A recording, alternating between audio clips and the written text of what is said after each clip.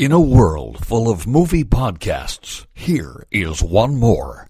Welcome to Defend Your Movie with Sean Donnelly. The time has come again. The champion must stand. It can only be one of us. Victoria! So stand up and fight, my friend. There's a title you must defend. Shut it on, bring it to me. Defend your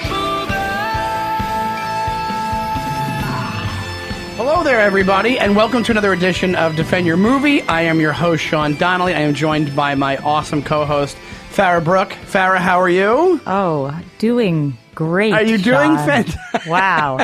You just told me you're not coming to my open mic. I'm not going to your open I'm mic. disappointed about that. You have something called the Comedy Cellar. I have to go to the Comedy which Cellar by is more 7:30. important? You know what? I'll try to be nice, but yes, it's more important. Yes, I will actually be very honest here. Yes, I would say the Comedy Cellar is more important than your open mic. To Not any more listeners important- that want to explore their craft, I run an open mic. This is my favorite. You know how I love to plug. This is your plug in the beginning of the show. Thursdays, Revision Bar and Lounge on Avenue B. It's a great mic. Thank you so much How is it from going? the one How is it time you doing came. in the new location? It's I did not doing come one good. time. I came multiple times at Beauty Bar. Okay, twice. Yeah, twice. Is it doing really good at Revision Lounge? It's doing well. I miss Beauty Bar. I do miss Beauty Bar because it was just like fun and fab. It was like red, sparkly, and women's faces and a disco ball. And Yeah. Revision is literally a casket. They have caskets that you're supposed to sit in. Yeah, and they also have like a car just coming out of the wall, don't Yeah, they have a car, they have bathtubs, they have caskets. The cool part is they have a backyard that's private and fun. But even there, like the chairs are made out of ski. What are the ski things called? Ski lift chairs? No, Or the ski skis. poles? Skis Oh, that actual go on your skis. feet. Yeah, they're called skis. Yeah, it's just a weird place, but it's fun. The bartender's really sweet. Matt, he's a model. Is he super hot? He's pretty hot. Yeah, is he your type? No. Do you have a type or no? He's not my type. He's very light. What is, He's a blonde. He's very light. What's your type? Like swarthy, Mediterranean? I think I'm really maybe with open. an I'm more accent. drawn to a Israelis. wonderful personality and money. A wonderful My personality. type is wealth. You know what's so funny is you were so... Yet I've never dated one person with a savings account. That is the most contradictory statement anybody's ever made. You said, my type is really great personality and money. You went from being... What's wrong with that? Those two things are not They're not... mutually exclusive. You can't do that. It's like, so why, what's more important, the personality or the money? That's what I think happens. I lean towards saying money, but I did date this guy who was on track to have a lot of money, and his personality is so bad, so intolerable, that I just couldn't go there. So I don't that's know good. when it comes down to it. Do you think there's something to the theory that girls like guys that are like kind of a little bit of a jerk to them at first, and then they want them to change over time, like they want to, or do you think that's bullshit? I don't know. I think some girls are into that. Yeah. I don't think it's like a rule. You don't think it's a steadfast rule that... No. No, I think some girls are into it, but I think a lot more... I think that girls I are think into all jerks. people are no, not even jerks. I think all people are a little bit into something that isn't so easy for them to attain. I believe that. Yeah, I believe that. But I think women do it. I think when women do it, they try to pretend like they're not doing it. Like, you know what I'm saying? They're like explaining away. Like they're into jerky guys, and then when the guys are jerks to them, they can't believe it, and they're like, and their friends are like, well, he was an asshole from the start, and they're like, no, he was like, I think they I feel like play what a game I've a little bit. learned is that it's a lot about chemistry, and there's nothing you can really do to control that. Yeah. So it's like the chemistry you have with someone, whether they're an asshole or the nicest person. Yeah. You're gonna kind of stick around with that person. Like it doesn't really matter if they're like super kind or whatever it is. It's like, do you have that chemistry? Yeah, that's true. Okay. So what if you met somebody who was like dead broke? Because you're everyone I've met? yeah, everybody in your business. Every person we know. For somebody who wants to date a rich person, you are in the wrong world. Because when you're a comic, I love comedians. I love comedians too, but we're all broke. So it's like I've never met a person who can like afford a car or anything. You have a car, don't you have a car? I do. Would you like to date me? No, thank you. I was kidding. And yeah, but I have a lease though. I have a lease though. That's still impressive to me. I'm deeply impressed by a lease. There are comics that actually have cars, but usually they bring the car with them from somewhere else, so it's paid for already or whatever it is. And I'm exaggerating, but we don't know too many people who have their shit together. No, we don't. And I think comics are very self-destructive. Like myself included. I'm not on a... me too, just to be clear. Yeah. I think there's you get so in our heads that we might not be as driven as I think I have the thing from starting in New York City of like anything that you do that's like self-promoting or career stuff is like cheesy. So I'm like, don't do that. But the people who have done that and like have kept their heads down and like kept working on their career as well as their jokes and everything are the ones that go much farther. And I'm sitting here like I am the same way. Like I've seen people annoy their way into careers. Yes, like they promote themselves so well. They use the internet well. Yep. They ask. Like, I won't ask for spots on big shows where I know people have asked and they have gotten those spots, and then they've gotten other spots because they have those spots. But I just have... It's a weird balance. Stubbornness. It's a balance of, like, you want to keep things cool. Like, you want... If you're annoying your way into that, chances are you have people talking shit about how annoying you are as far as asking for spots. But then, who cares once you have a career? Once you have a career, it doesn't matter. If people said you were annoying. Yeah, there's two ways you can go about like because you also don't want it to be that's the only thing you're doing is asking and annoying for spots. It should be the way I think of it as far as that goes. What I've learned in the past 11 years in my comedy tenure is like you should ask for shows that you should be doing. So it shows that, like, hey, I have enough credits to do this show, or, like, I've done this big show, and this is comparable or less. It's not as big a show as the show I did already, so I should ask in a nice way. I'm like, if I'm friends with the person and I feel comfortable, that's fine. Yeah. Like, and as you said, if I'm like, I should be on that show. I mean, I know other people they're having on that show. There's like a confident self-awareness, but also being polite. Like, some people will just, from what I've heard from bookers and stuff, people are just totally assholes. I mean, people, it's incredible the incoming of messages the second you start a show. Yeah, it's crazy. Like, and then, though, there's something to it, too, because you do want to get to those people first then. Like, even though it's annoying and it bothered you to begin with, they're somehow still then in your mind. Yeah, because they made themselves known. Right. Like, there's the amount of times that I could book this person or this person. This person asked. They are clearly interested. It's so much easier. They're going to jump at the chance.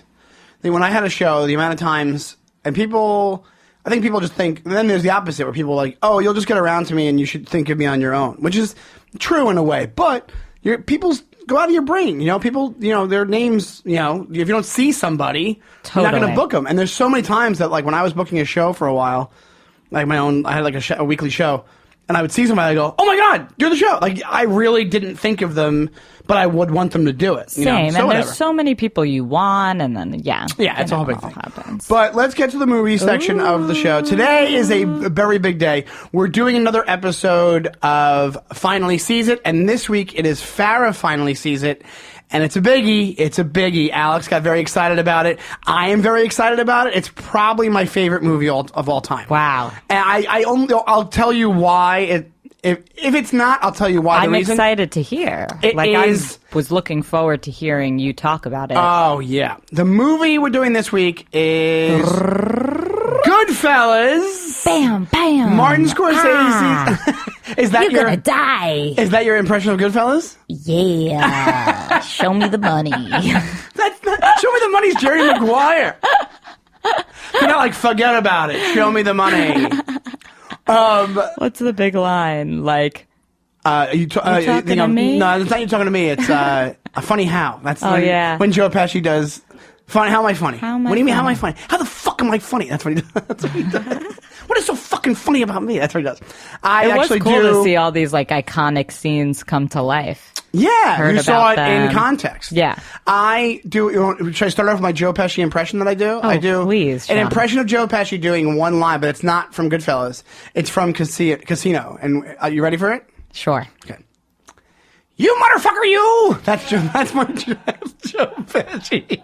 He goes, Charlie M! You had me bulge your eyes balls out of your head for fucking Charlie M! If you're listening, you can't see my reaction, but my eyes are rolling to the back of my head. That's not a bad impression. Alex, how is that impression? It's not bad. I just do the one line. I don't overdo it. And I haven't seen Casino. Oh, you gotta see Casino. It's great. Casino's great, but it's not as good as Goodfellas. Now, the person I saw Goodfellas with said his favorite movie is Casino. I don't know who you're hanging out with these days, but it's terrible. What terrible? Who is it? Can you say who it is? Or you can't say who it is. Do I know them? Yes. There's no... Who's picking Casino over Goodfellas? Oh my God. You should have had them come so I could yell in their faces. I would. I'll have them come. Oh my God. Can you say who it is or no? It's Diego Lopez. Oh my God. That's my friend Diego. Very funny comic. My good friend, my MMA instructor, my sensei, you could say. Sensei Lopez. Sensei Lopez. Shishi Lopez. Is that one of the words they use for MMA? I have no idea. He likes Casino better than he loves both. I'd say Casino. I don't, and I'm probably getting this wrong, but maybe he said Casino was his favorite movie of all time. Okay, maybe it's wrong, but he enjoyed it a little more than Goodfellas, but he loves Goodfellas. It's one of his favorite movies. That's why I was excited to watch it with him. Oh, that's perfect. Okay, cool. Yeah, I've seen Goodfellas. I don't know, probably. How many times have you seen Goodfellas, Alex? What? You watch it once a month? Are you serious? Yeah, that's more than me. Once a month? I've probably seen it at least 60 times. I think I've seen it. Oh my God. 80? Really? Wow. Oof. You've seen it 80 times? Which one? I know, yeah. Yeah, it's on all the time. And also, like, it's also one of the most overplayed movies there is. Like, it's one of those things like how Ferris Bueller's Day Off was back in the 80s. Goodfellas has been on every cable channel. Like, they've this is where I wish we had a researcher. I would like to know some cool facts about Goodfellas. You want to know some cool facts about it? And, like, the history of it. Yeah, you know? No, it's... well, you enjoyed the movie, I'm guessing, right? I enjoyed the movie. You liked it? I liked it. Okay, good. I definitely... I am happy just like you were happy with Moana. Yes, I did like the movie, but... But what? You know... But it's not my favorite movie. No, I wouldn't think it'd be your favorte movie. It's a lot of people's favorite, though. Yeah, but mostly guys. I'll tell you, and I don't want to be misogynistic by saying that, but mostly guys are into Goodfellas. This was my experience of it.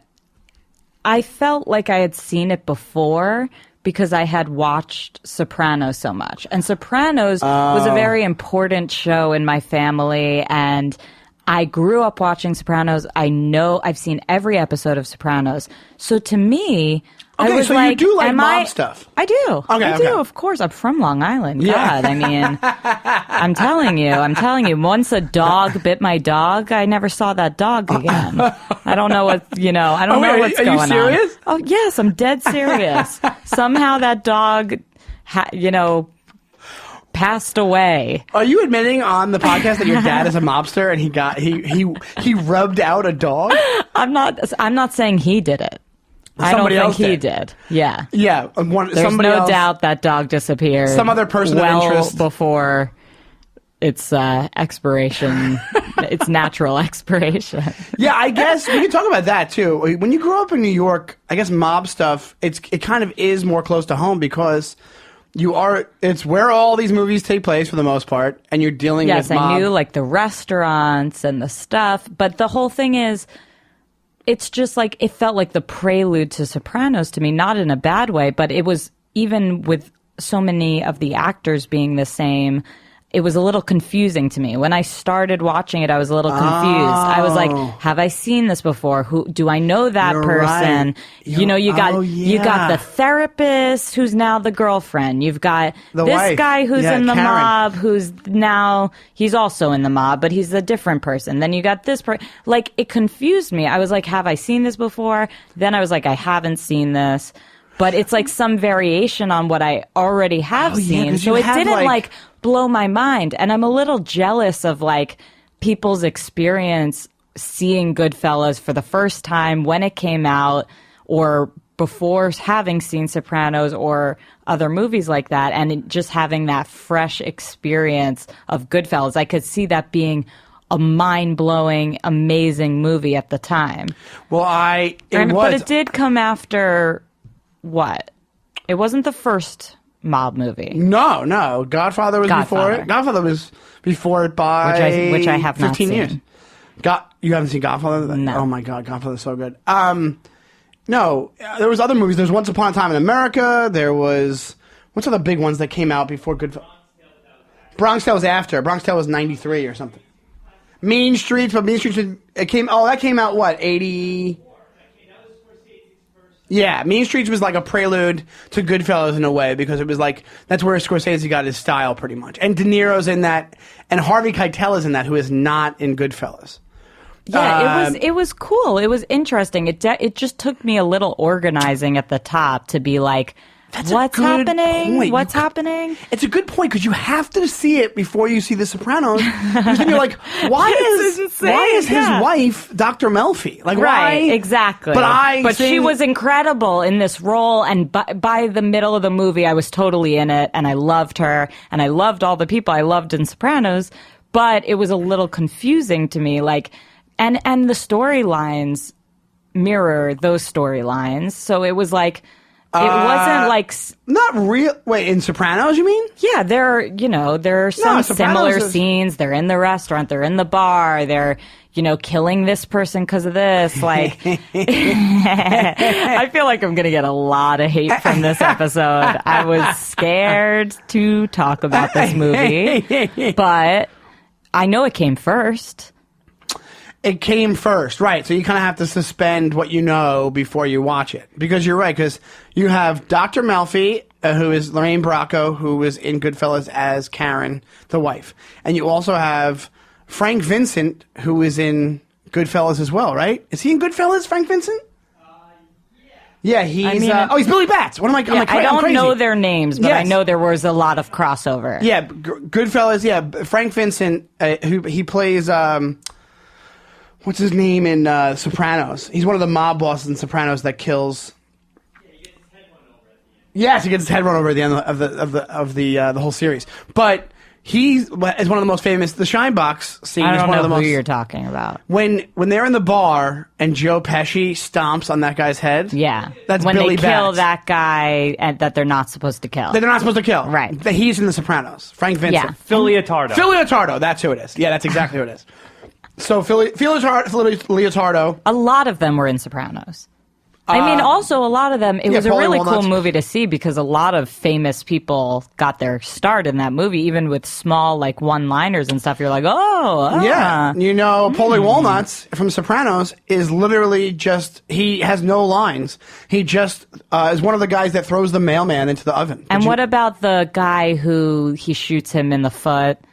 That's Christopher Moltisanti in Sopranos. Moltisanti! Who's Michael Imperioli. So I see these people, and I'm going to start getting into the accent just to be talking about it, because my accent is very fluid. Yes, I can see that. It was seamless. I couldn't even... Christopher Moltisanti.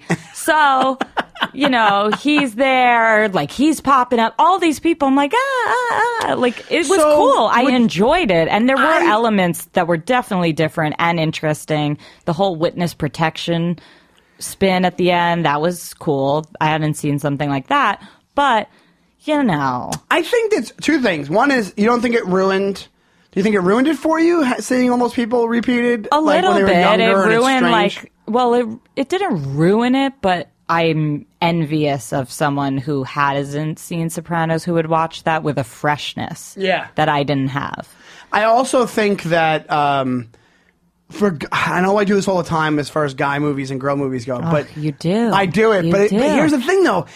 I'm trying to think of what I love about Goodfellas so much. I know so many women that love Goodfellas, love Sopranos, love these types of movies. Yeah, but I think when you're a guy, I hate to do this every time, but when you're a guy, I think it's the coolness factor of it, and you're like want to be a part of the world that they're in. I mean, there was a lot of toxic masculinity. I'll say that. Yeah, but that's how that world is. What is it that it taps into that you are so excited by that you want to watch every other month? It's I don't know. Maybe it's shooting people, killing people. I don't know. I think it's just like you're like, this is like badass, and this is like so cool, and they're like cool, and they just get away with all this shit. And I don't know. It's so. It is weird. It's kind of a weird thing to say out loud. Seen as cool too. It's like. You know, is it cool? It's like... Yeah, but it's like, but then it's movie cool where you're like, this is awesome. And then you get back to your real life and you're like, oh yeah, that's awful. Not awful, but it's like, you're like, but oh yeah, it's that's interesting because, it's just interesting what these things are that tap into certain things. Like, I was talking about car movies. And we were watching this, and then Diego said, oh, well, the sound of an engine in a car, gets guys revved up. And he knows someone who was a fighter who would listen to car engines before he would fight. And really? So those movies, we've talked about Fast and the Furious so many times on this podcast. Maybe that's why I love Fast and the Furious. This type of movie. I mean, my dad loves all these movies. Everybody I know does. But what about it? Is it the guns? Is it the I think it's undercover the guns. element of it? What do you mean undercover? It's the mob scene and they're getting away with everything. Yes. Yeah, I think that's it. I think it looks fun. I think that's what guys are watching or people are watching. And the violence. And the violence. I think also most guys love De Niro, and this is prime De Niro. This is what made him De Niro. For sure. And then he ruined it with Rocky and Bullwinkle and all that stuff. But You mean made himself greater? To the point where I don't really get, I don't get starstruck. When you see people oh wow. I think I would be starstruck if I saw Robert De Niro. That's what I was about to say. I would be He did a movie called The Comedian, which I actually never watched, but and so he was coming to the cellar all the time, and literally you couldn't even tell it was him. He was have his jacket up, he had a long beard and long gray hair, and the one day he hopped down the stairs to go and watch one of the shows, and as I realized who it was, out loud I went, oh! I was basically a 14-year-old girl oh my god, Trevor De Niro. I mean, I think I'm sure a lot of people have that reaction. Absolutely. And that's not But that speaks to what I'm saying. That's the reason that you're holy shit, this guy's awesome. Right. It was weird. I kind of felt like I was watching it in some kind of weird reverse that wasn't, That's prime. what I mean. We've talked about the circumstances as you watch a movie. And having, I'm coming at this I've seen it all now. Now I'm watching this. I can't even imagine watching this at that time when it came out and being You know what's crazy? I saw it in the theaters. And it came out in crazy. I saw it in the theaters and I was 11 years old. That's the way it was when I was a kid.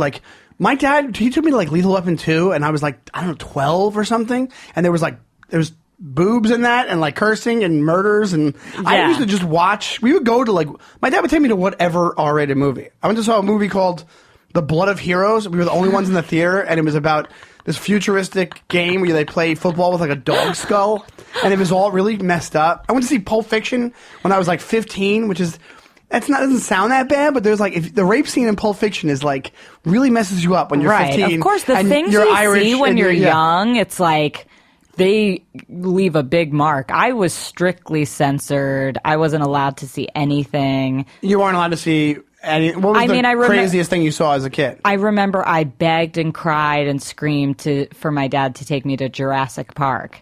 He didn't want to take you there? It was more my mom. My mom was the strict one who didn't want to take me to anything, but he did. And I had nightmares for 2 weeks after, and I was terrified the whole time because they never took me to see anything. And then I remember when Titanic came out, that was the biggest deal in the world. First of all, wasn't allowed to see it for like the first 4 months it was out, but it spent like 8 months in the theater. Oh, it was out forever. Craziest most popular movie. So finally I was allowed for my birthday to go see it with my 2 parents and 2 friends, and their parents came because everyone was like, at this point? I don't remember. I have to look up what year Titanic came out. I think it was 98. I'm pretty sure it was 98. So like 5. Oh, no, you weren't.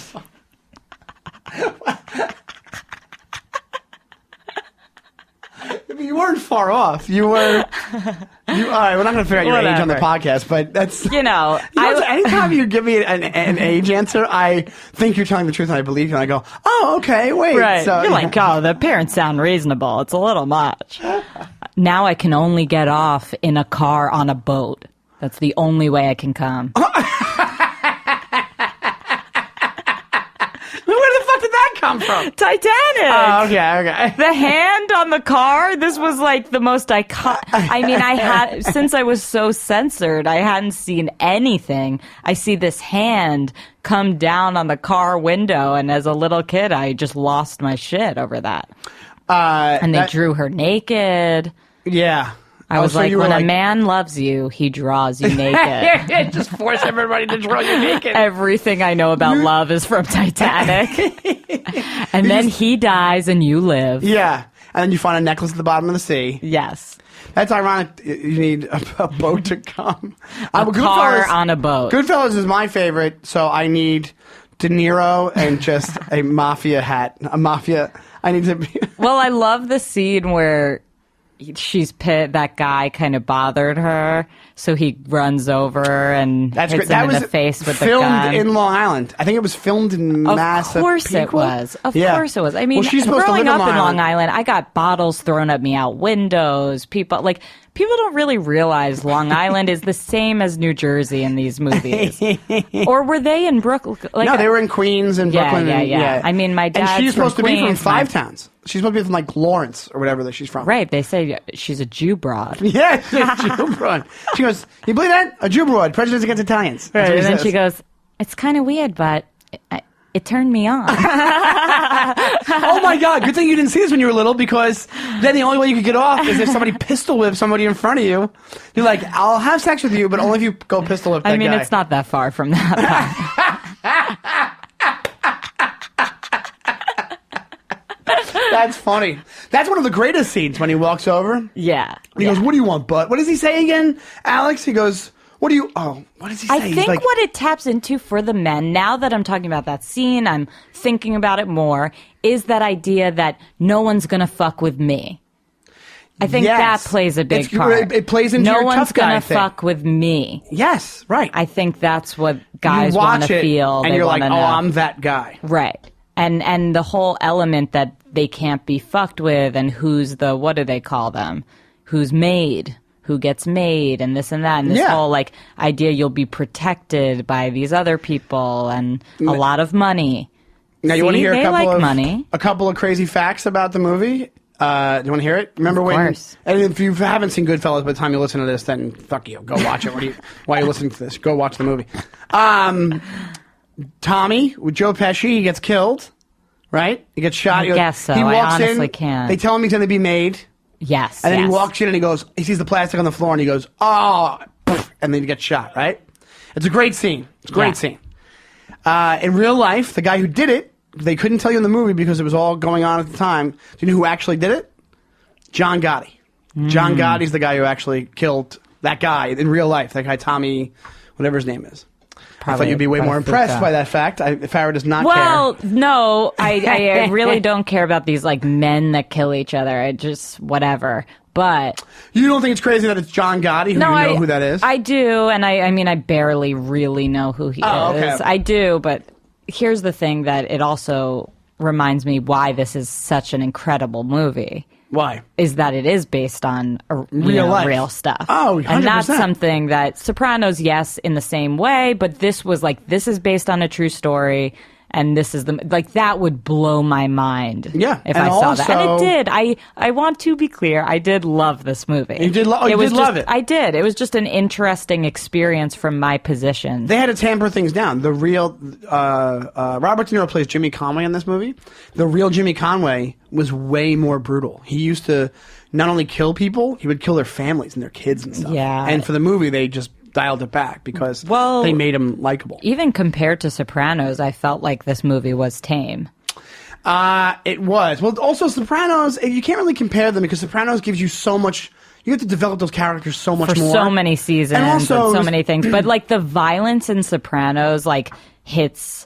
This has some violence that definitely hits deep, but the violence in Sopranos, they go to like the next level. Like you're seeing someone, the Billy Bat scene, you see them like stomp on his face or whatever. In Sopranos, that would have went on like another 2 minutes, and it would have you would see more graphic stuff. Well, they have him in the trunk, and then he it was kind of funny. It was kind of cool. That's what it's supposed to be. This movie wasn't like that graphic violence that sometimes I felt like Sopranos was. I thought it was pretty. When they stab him in the back of the trunk, it's pretty gnarly. But I know what you're saying. Soprano, but they also had more opportunities to be more violent. But what's his name? Just and also they have like, excuse me, they have like heavier stuff, like when Ralphie beats the pregnant girl to death. She's like 18 and she's pregnant. And outside the strip club. Yeah. Like that's more hardcore. They have insane stuff because they had to keep going with the show. Right. And I mean, they have some really crazy shit on Sopranos that gets into your nightmares for sure. Oh, sure, absolutely. But like we said, that went on for what, 6 seasons? 6 seasons. So you had to have more and more and up the ante. And also, one of the things, while we're talking about Sopranos, one of the things I heard that the guy David Chase would do, he never wanted you to like fully love Tony Soprano. So like at one point he would make him seem like a teddy bear and he's a sweet guy, and then he would have something like he'd pull out a head out of a bowling bag. You know what I'm saying? Like, but the crazy thing is, you did really still love him. You did, like you did. No matter what they could do. But there's moments where you're like, that's fucked up. He's an asshole. I mean, he was an awful person. But it also speaks to James Gandolfini's brilliance. It's just, you just love him. When James Gandolfini no matter died, what he does, when he died, I was like upset when he died. Like I was full on upset. Of course. I think Gandolfini reminds me of my dad. Like I think he really does. But my dad doesn't look like him. He just something of this vibe about him, you know? Right. But the other weird thing about Sopranos is they have all these weird things in it. Did we talk about that already on the podcast? And also, if you've watched Sopranos and if you've been a fan, then he is kind of a dad to you because he's the dad in that movie. To him, Farah? I'm attracted to him. A lot of women are attracted to him. Yeah, I've heard. Well, apparently he was like a big ladies' man guy type deal. Alex imperative that Alex knows that information. Well, because it goes against what you traditionally what you think, like. But that's the thing when we're talking about like types and what are you into and this and that. I'm telling you, any guy, and you've seen it a million times, any guy can not get, but like any match can happen. And you can be attracted to anybody for all different types of reasons. It usually comes down to chemistry. And like someone like James Gandolfini, okay, that's not your traditionally attractive leading man, but a lot of women are into him. Like it's not ever those things like that people want to think it is. Oh, I'm not tall enough, or I'm not, this, I don't have enough money, or it could be like bringing the conversation full circle here. It's really who you are. For most women, that's what you're saying. The biggest theme of Moana. All right, how about this? Who's the most attractive in Goodfellas? Ooh. Or the most attracted to?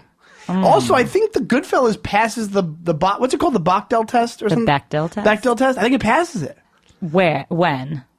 Because I did have in my notes a lot of toxic masculinity. But they have that scene where all the women are together, which is fun when you see all the women hanging out together, and they're not just talking about men. The Bechdel test is that there are two women talking about something that's not related to a man. That's all it is. It can just be one scene of that? Oh. One sentence, one conversation, and a lot of movies do not pass it. Oh, I see what you're saying. So I didn't pay too close attention to it, but I'm it could have happened. Is that not in most movies where two women are having a conversation about? Correct. I thought it was like... The Bechdel test asks whether a work of fiction features at least two women who talk to each other about something other than a man. The requirement that the two women must be named is sometimes added. What are they talking I just saw a movie and I can't remember what it was, and I was like, well, that didn't pass the test. That didn't. I forget what movie I was like. It's crazy when you really realize it. What if it's two women talking about shopping? Because bitches be shopping. Yeah. That's fine. Totally fine. And it's crazy in how many movies you will not see that. Really? Yes. Absolutely. Now it's crazy. We should do a Bechdel test episode where we challenge somebody to come on and find 5 movies that pass it. Yeah, it's not that easy. Does it have a list of movies that pass it on the site when you bring it up? Or I'm no? on the Wikipedia page. I'll tell you why I brought it up, because what I thought it meant was that you have a character. I didn't even look up what the test was. That you have a character that's female that doesn't just serve the male characters in the movie, which Karen is. She has her own thing going on. Is Karen the wife? The wife, yeah. I mean, she's the wife, though. She's the wife. But I could imagine, and I don't remember specifically, that there was a conversation between her and another woman and maybe about something else, but I kind of highly doubt it. I don't know. It's funny that there's no movies. It's so crazy. It's true. Yeah, basically. And it feeds into so much in society. If you're really talking about movies and all the stuff we grew up with and you grew up with and what you live in movies and you learn everything you know as a kid. Like, you learn so much about the world. So to only see most times women portrayed as being in service to men, then that affects you and how you see women. That affects me and how I see myself and women. It totally does. Yeah, I could see that. But what I'm saying is, like, Goodfellas kind of... I'm really looking forward to seeing that Brave movie. You're gonna check it out. That was part of, But Goodfellas kind of breaks it because, like, it's not showing women being weak. Like, he cheats on her and she goes to the girl's apartment and, like, challenges her. Like, it's not... I guess that's not the test, though. But what I'm saying is... Let's see. I'm sure if I look up Bechdel Test Goodfellas, it'll say. What will it say? Any movie you could look. Does it get a score? It says this movie passed 3 of 3 tests, but I don't know. Whoa, that sounds 14 good. 14 surprising movies that passed the Bechdel test. Oh, let's Goodfellas. Goodfellas is on it. Oh, it is on it. Mm-hmm. See, that's ironic that I brought it up then. What other movies? Because this is interesting to me. 14 surprise. There's 50 of the greatest movies. Okay, Weird Science. Never heard of it. Weird Science? How does Weird Science pass the Bechdel test? Deb and Hilly talk about Lisa's perfection at the party. So despite the movie's somewhat questionable, somewhat sexist plot, this one passes. Yeah, Weird Science is literally about these two teenagers that make a woman. But it just needs to pass this test on that one thing. We have Ferris Bueller's Day Off. We have American Pie 2. Wait, Ferris Bueller's Day Off, what's the scene? Is it just because there's two students that talk? That's not about... No, because they're only talking about Ferris Bueller. Sloane, on the other hand, might need it. I don't know.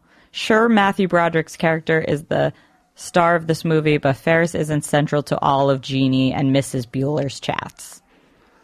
Oh, I see what you're saying. So they have a chat. We've got Stepford Wives, we've got Anchorman, we've got Remember the Titans. And to be clear, the article is labeled surprising movies that pass. Oh, right. And here it is, Goodfellas. In a film about violence and mafiosos, Karen and Rosie managed to squeeze in a Bechdel test pass with a conversation about Florida. Which makes sense, because if you're from Long Island back in the day, anything you're thinking of is just...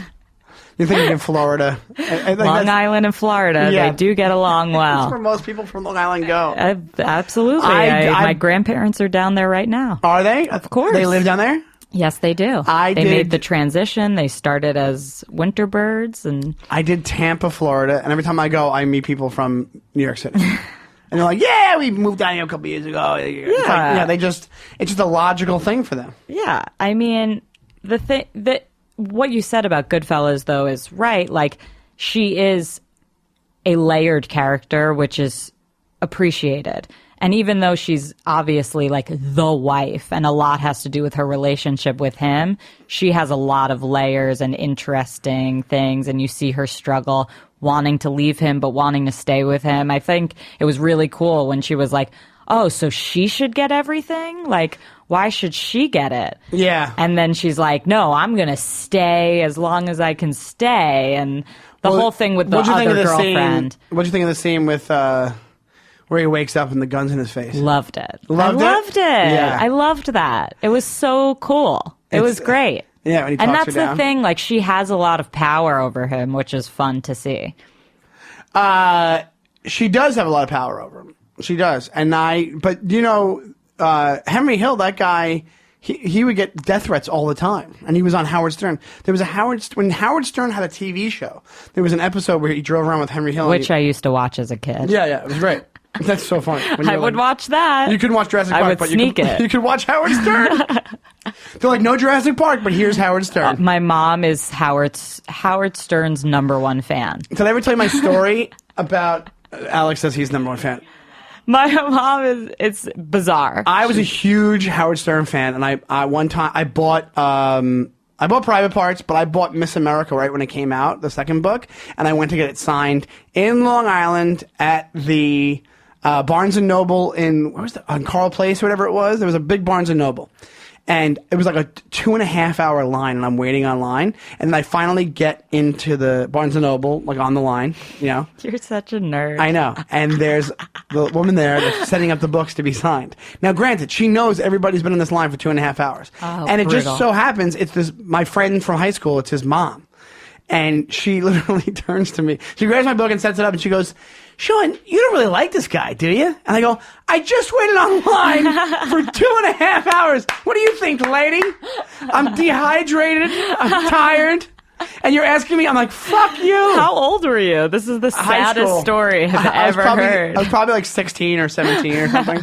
I was a big fan. Everything, like, if there's any big issue, anything we're talking about, my mom's always like, well, Howard thinks, oh, I saw this person on Howard say, oh, I got a good deal. Because now she pays. Yeah, she still has access. Oh, because they probably call her up every year and are like, hey, you want to renew? But she's talked them down. She's negotiated so did my mom. the price. My mom did the same thing, but she just listens Sirius, right? Sirius. She only has it for Howard Stern. My mom only has it for the country station that they have. There's no country stations in New York City. My mom likes Broadway station and Howard Stern. Howard Stern, that's it.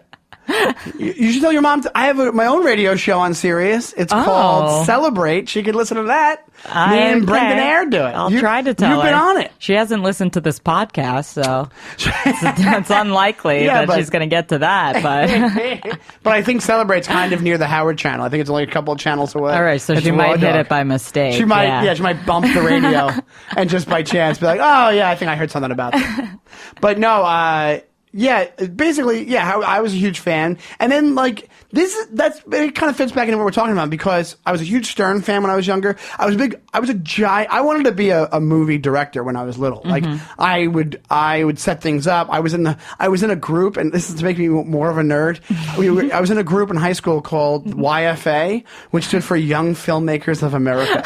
And it was basically just me and my friends, and my one friend, Brett Hyde. You can't even say it's Young Filmmakers of Long Island. No. The real No, they're like, it's of America. Yeah, you have to make it sound official. I mean, I was in Thespian Troop 132, so I really can't That sounds like Girl Scouts, but for acting. Exactly. Yeah. But we were in this group, and the only thing they ever did, I think we shot like one little thing, and the other thing we did was my buddy Brett Hyde, who I miss very much, a great guy, he wrote a script before this actually came out for Blues Brothers 2. So he wrote a Blues Brothers That's cool. sequel I love that before idea. Blues Brothers 2000 came out. And then I think we tried, I don't know if we ever finished it. I think we just tried to make it. Now, granted, it's not like now. Like, it was back in 92 to 96. So, oh my God, imagine if we were movies was like when I think about what if I was in high school and YouTube existed. I'm like, thank God it didn't. What do you think who would knows happen? what it would have been out there. But I would have been all like making stuff, doing. Oh, yeah. I mean, there's no doubt. You can make it with your phone and just do whatever. Yeah, there was nothing like that when I was a kid. And same here. And I always got jealous because my friend Jarrett, he lives in Smithtown, speaking of Long Island. Ooh. And they had the whole filmmaking department in his high school. Kids would just they had a film department. They would go fancy. Make movies and had film theory classes, I think. They had classes, and I loved it. When I went to Nassau and I took film classes there. Nassau Community College. I love when I remember you went to Nassau. I took that, and I took Community. Have I talked about on this podcast how I took bowling as a gym at Nassau Community College? No. I took bowling as a gym. You didn't think a gym that's at Nassau. Nassau. Yeah, that's Nassau. I can't believe you even went there. I went to Manhattan College at first, and then after a year, I don't know why I did this. I complained to my parents. I'm like, I don't know if I like it. And they're like, fine, come home. We won't pay the money. Yeah. And I went to Nassau, finished there, and then went to Hunter. So I went to Nassau, got my associates, and then went to Hunter. And never finished Hunter. What did you go to Hunter I went for communications. But I took... Why? You wanted to get out of Nassau? Oh, Nassau is only 2 years. Oh, okay. It's junior college. It's community college. Yeah, I know what it is. It's like half my grade in high school went there. Yeah, you only go for 2 years, then I wanted to do 4 years. So I went to Hunter, but I never finished anyway. I never graduated college. It's a bone of contention in my brain. Why? Why do you care? I just feel it's a shame you got so freaking... It sounds like you did 8 years of college not to graduate. One thing not to do it, but it sounds like you were you went to 3 colleges, I went to 3 but you didn't graduate college. I went to, what the fuck is going on here? You know what it was? I was wasted on me at that age. If I went now, I'd kick ass. Of course. I always think, imagine if I went to school now. And also, I was working at the same time I was going to Hunter, and it was too much, but I didn't want to admit it, and I was just not doing well. And I just stopped, and I just kept working from there. Where were you working? I was working at this place called the Albert Ellis Institute, which is this guy Albert Ellis. I actually know what that is. You know what it is? My dad worked with Albert Ellis. Did he really? Yes, he did. Yeah, Albert Ellis, a lot of people know who he is. He's in textbooks because when he died, the New York Times compared him second to Freud, which is kind of crazy. And I know him because I ran his bookstore while it was literally around the corner from Hunter, and I would send out books. People would buy books, and I would mail them to them. It's they would do crazy online. How many people I've connected with Through Albert Ellis? Just them, when that name comes up and knowing that. I don't know if my dad was in therapy with him or one of his associates or the school of whatever, but he knew him. Then also a therapist I had when I lived in LA knew him, and it's weird. Well, he was big. He's huge. He's dead now, but but the institute is still. Well, you know what his story was? I remember we used to have this. The institute is still there. Yeah, and I think one of the people, this woman that still works there. So you knew him personally? I used to have to take him to the train when he would go on trips. One time. He was getting old even when I was there, and he died, I think, 5 or 6 years ago. But when I was there, he was in his early 90s or late or mid 80s or whatever it was. But he was super old. One time, he was late. He was going to go to I think he was trying to get a cab, and he couldn't get a cab, so he got mad, and he started kind of running to the bus. He saw the bus, so he went to run for it, and he fell right on his face, and he got 70 stitches in his face. So when he was and so they were you can't leave him alone. So from then on, I had to take him to Penn Station and or the airport. That's cool. That's pretty cool, Shawnee. It was cool, but it wasn't, because if you weren't in his field, which I wasn't, he didn't want to talk to you. So I used to play games where I'm let me see how much small talk I can get away with until he asks for his book or his newspaper. So I'd be we'd be in the back of the town car, and I'd be what do you think about this weather? He'd be paper! He would just freak out right away. One time, I used to have to do weird odd jobs around there, and one time I fixed the doorstop on the back of his door, and I was proud of myself. And I go, look, Dr. Ellis, I look what I did. I fixed the doorstop. And he looks at me and goes, you're a genius. And he just kept on walking. He was known. He despised you. He probably actually no. He liked me, but not really. Yeah, sure. He would yell at you could hear him yelling at his clients from the first floor. He was on the second or third floor. And you could yell him. And also, there was a whole big thing where some people thought he was a genius, and some people didn't. For sure. There was a tape. I forget what it's called. He was controversial. Mm-hmm. There was a tape that is out there. There's one client gets 3 different types of therapy, and he looks so bad on the tape because he looks like he's just yelling and harassing this woman. So It's so bad that I read a thing that the Institute tried to buy up all the copies like a long time ago. Wow. Yeah, I forget the name of the tape. I know that maybe that's not true. That's a story I heard. Who knows? But yeah, but now he's passed away. He was a nice enough guy. He actually was he was the real deal. Like any money he made went back into that Institute.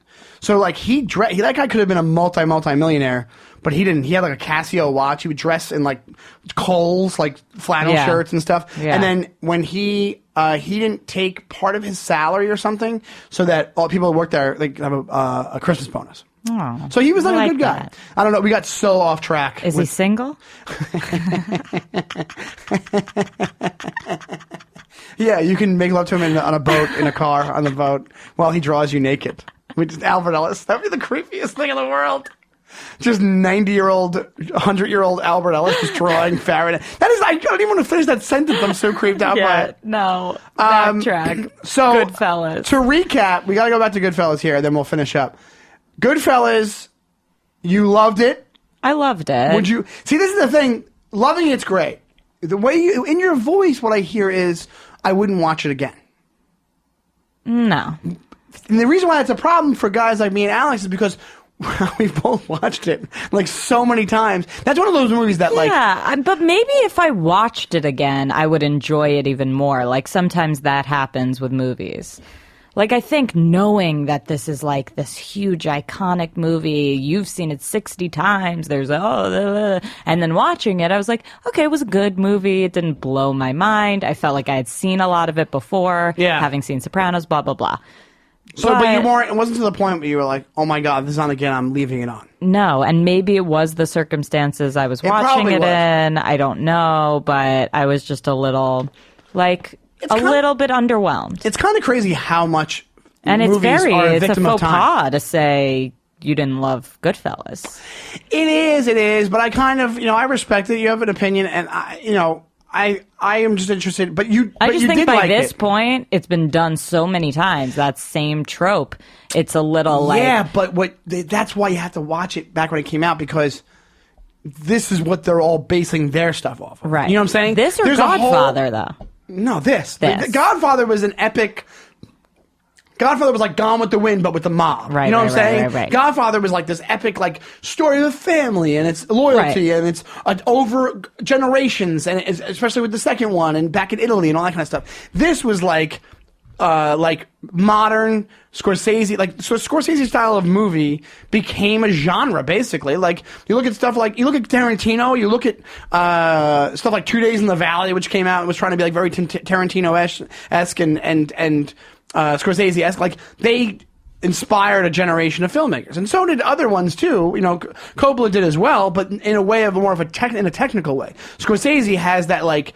It was almost like a rock star of movie making because he didn't go against the traditional rules. He went against them, and this was badass when it came out. I mean, unfortunately it is a badass for you, movie. saw it. It's a badass movie. Unfortunately, you saw it before it would have been as like rebellious. Of course. Now it's almost just like classic. It's classic. It's definitely 100% classic. I'll agree with that. Which is enjoyable, and it is a cool movie. I love the family aspect to it and. Stuff like that is very cool, and that's always going to be good. Yeah. And I love The Sopranos, and I love that kind of stuff. It's basically like, this is why The Sopranos was able to be made, because there was that's the crazy thing about this and the whole movies, and that I'd love to even learn more about what it is about this stuff that people just cannot get enough of. They could not get enough of this. This is like... Sopranos is a TV show of this. Yeah. It's just like it expands on it. The reason why I think is because it's giving you a peek into a world that you'll never be a part of, and that is so much fun to watch, but also it's kind of like, ooh, like, you wouldn't want to, like, you'd want to be in it in a way where it's like dangerous. In a safe way. It's a safe way to peek into a dangerous world. And it's also based on reality. So that's a cool element to people. Like, this is real. Yeah, true story. This really happens. I mean, my voice teacher used to sing for the mob. Like, they have that scene where there's a guy singing in a restaurant or whatever. Yeah. He's standing on stage singing, and everyone in the audience is in the mob. And my voice teacher, Lenny oh my God, I shouldn't even say the name. Who knows? But he would tell me stories about like what that was like, and it was real. Well, you know what's crazy is I had an English teacher in high school, and I'll tell you. Well, I'll have to tell you his last name because it's the same last name. I'm convinced, and this isn't anything bad on him. He was a kind of a weird guy. His last name is Castellano. I won't say his first name, but it doesn't matter. And there's a mob boss named Paul Castellano that John Gotti and Sammy the Bull Gravano killed. They killed one night, and that's how John Gotti came to power, just to give you background. Sure. If you look at a picture of Paul Castellano and you look at a picture of my English teacher, they look like brothers. So I was convinced. I'm like, these guys were related. Like, there's no way they're not related. Growing up in Long Island, like, people you knew, Italian people, this and that, there's no doubt. I mean, who knows what's real and who just wants to be, but it was a very reasonable assumption that somebody was involved with the mob. I mean, absolutely. My friend, it's like you can't say the names, but if you say them, then people would automatically know what you're talking about. Yeah. But like, I'd go into her house and he would have framed posters of Goodfellas and The Sopranos all over the house. Like, that was the decor, just framed posters. I grew up and he looked exactly like them. Yeah, I grew up right next to Franklin Square, which is hugely Italian, and they had like the soccer club there, and you'd walk by there, and you'd be like, something's up here. People thought I was Italian a lot. Yeah, I can see that. But my dad.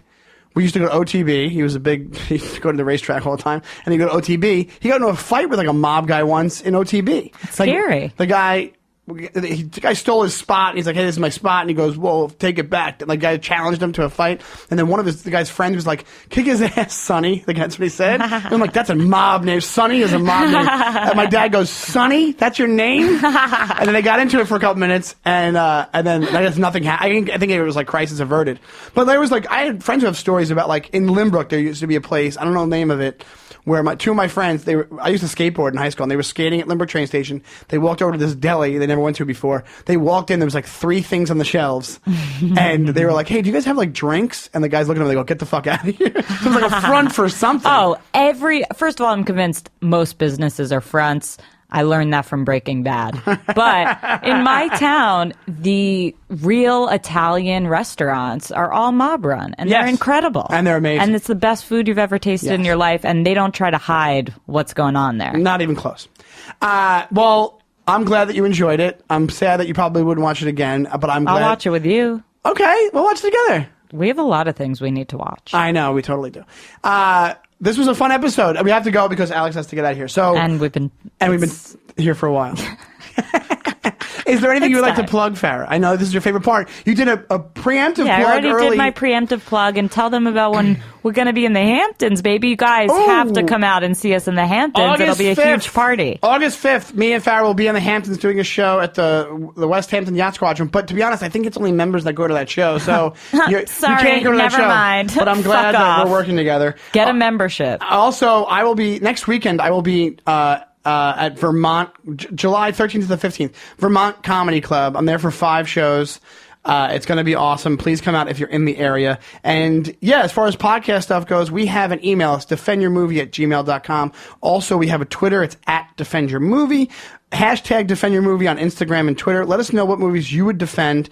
Please review, rate, and subscribe to the podcast. Please, please, please. It helps it so much. Thank you guys so much for listening. Thank you, Farah. Let us know if there's movies you want us to see. Yes, let us know if there's ones we should do. I want to do The Aviator. I think a friend of mine is going to come on to do that. My friend Danny White. He's not a comic, but he's a very funny guy, a very nice guy, amazing artist. So I want to have him on. That is it. Thank you so much, and we'll see you guys next week. Bye-bye.